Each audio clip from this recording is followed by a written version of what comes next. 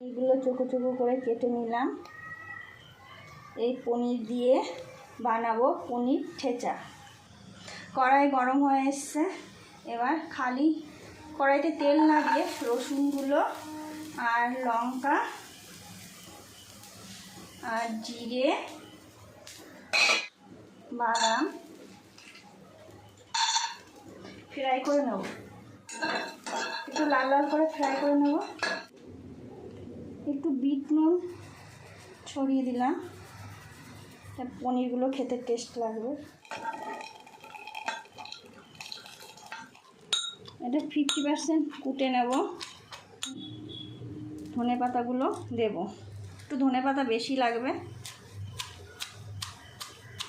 যেহেতু একটু নুন দেওয়া আছে, তাই মানে বিট নুন আর এটা এমনি নুন আর সামান্য দিলাম।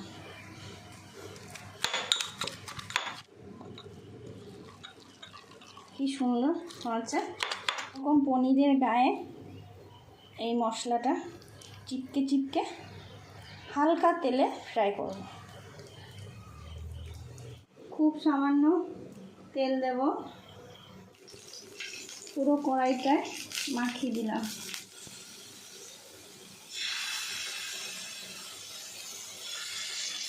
চারটেই থাক, বেশি জায়গা লাগবে। এরকম করে হালকা হালকা করে ডিম আঁচ করে ফ্রাই করতে হবে। দেখুন ঠেসাটা হয়ে গেছে।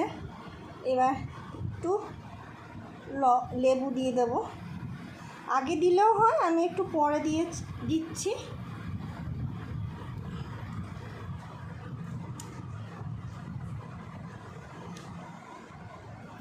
খুব সুন্দর লাগে খেতে। আপনারা করে খাবেন আর লাইক করবেন, কমেন্টে জানাবেন কেমন হয়েছে আর শেয়ার করে দেবেন।